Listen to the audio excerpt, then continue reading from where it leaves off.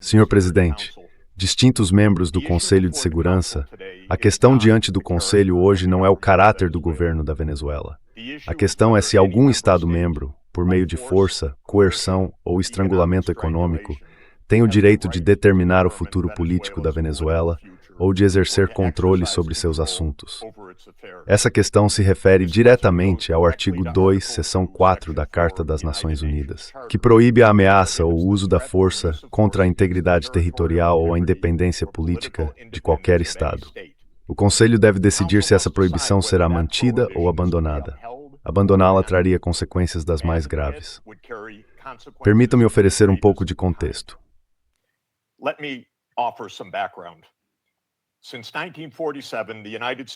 Desde 1947, a política externa dos Estados Unidos tem repetidamente empregado força, ações secretas e manipulação política para provocar mudanças de regime em outros países. Isso é um fato amplamente documentado na história.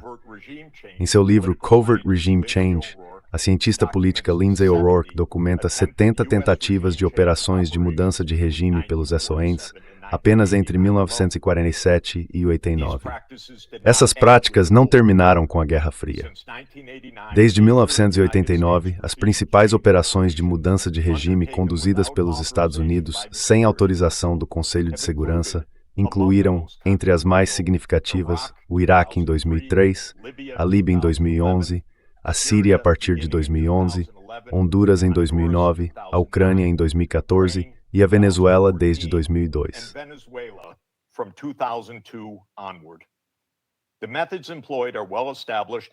Os métodos empregados são bem estabelecidos e bem documentados. Eles incluem guerra aberta, operações de inteligência encobertas, instigação de agitação, apoio a grupos armados, manipulação da mídia de massa e das redes sociais, suborno de oficiais militares e civis, assassinatos direcionados, operações de bandeira falsa e guerra econômica. Essas medidas são ilegais segundo a Carta da ONU e normalmente resultam em violência contínua, conflitos letais, instabilidade política e profundo sofrimento entre a população civil. O histórico recente dos Estados Unidos em relação à Venezuela também é claro.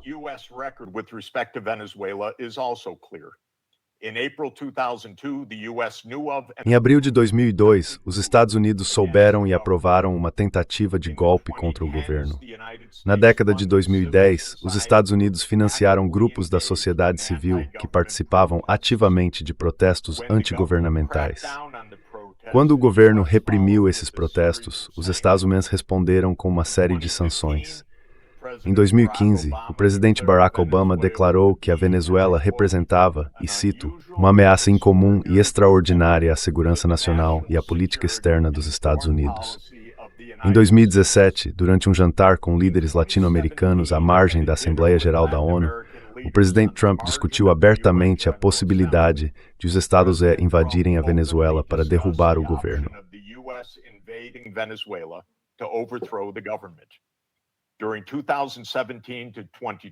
De 2017 a 2020, os Estados Unidos impuseram sanções abrangentes à empresa estatal de petróleo PDVSA. A produção de petróleo caiu 75% entre 2016 e 2020 e o PIB real per capita diminuiu 62%. A Assembleia Geral da ONU votou repetidamente por ampla maioria contra tais medidas unilaterais e coercitivas.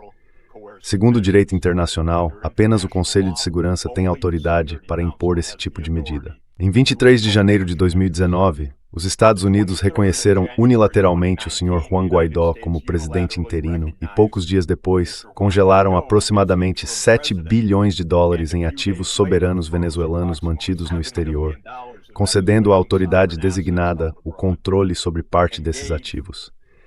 Essas ações fazem parte de um esforço contínuo de mudança de regime por parte dos Estados Unidos, que já dura mais de 2 décadas.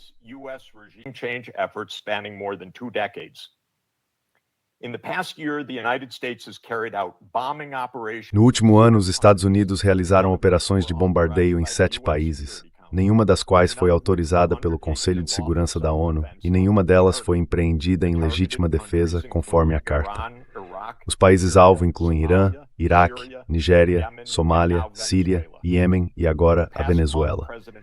No último mês, o presidente Trump fez ameaças diretas contra 6 Estados-membros da ONU, incluindo Colômbia, Dinamarca, Irã, México, Nigéria e, é claro, Venezuela.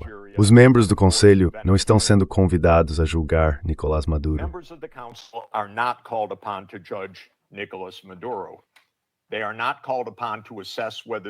Eles não são chamados a avaliar se o recente ataque dos Estados Unidos e a atual quarentena naval resultam em liberdade ou em subjugação. Os membros do Conselho são chamados a defender o direito internacional e, especificamente, a Carta das Nações Unidas. A Escola Realista das Relações Internacionais, articulada de forma brilhante por John Mearsheimer, descreve com precisão a condição de anarquia internacional como a tragédia da política das grandes potências.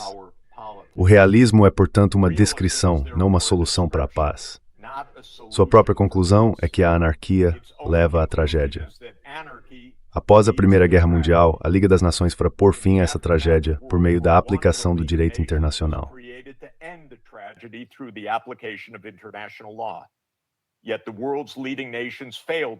Ainda assim, as principais nações do mundo falharam em defender o direito internacional na década de 1930, o que levou a uma nova guerra global. As Nações Unidas surgiram dessa catástrofe como o segundo grande esforço da humanidade para colocar o direito internacional acima da anarquia internacional. Nas palavras da Carta, a ONU foi criada para salvar as gerações vindouras do flagelo da guerra, que 2 vezes em nossa vida trouxe dores incalculáveis à humanidade. Dado que vivemos na era nuclear, o fracasso não pode se repetir. A humanidade pereceria. Não haveria uma terceira chance. Para cumprir suas responsabilidades sob a Carta, o Conselho de Segurança deve afirmar imediatamente as seguintes ações.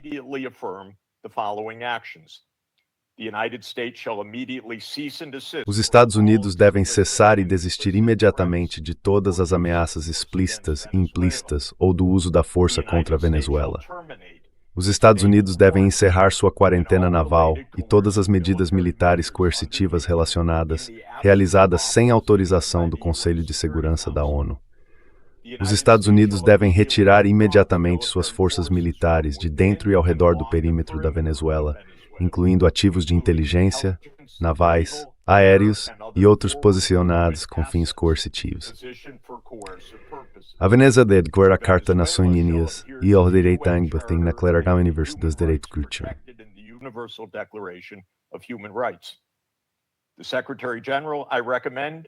Recomendo que o secretário-geral nomeie imediatamente um enviado especial com o mandato de dialogar com as partes interessadas venezuelanas e internacionais relevantes e de apresentar um relatório ao Conselho de Segurança em até 14 dias, com recomendações compatíveis com a Carta. O Conselho de Segurança deve continuar a tratar deste assunto com urgência. Todos os Estados-membros devem abster-se de ameaças unilaterais, medidas coercitivas ou ações armadas realizadas fora da autoridade do Conselho de Segurança das Nações Unidas. Para concluir, Sr. Presidente e distintos membros do Conselho, a paz e a sobrevivência da humanidade dependem de o quanto a Carta das Nações Unidas continuará sendo um instrumento vivo do direito internacional ou se será deixada definhar até tornar-se irrelevante. Essa é a escolha diante deste Conselho hoje. Muito obrigado. Thank you very much.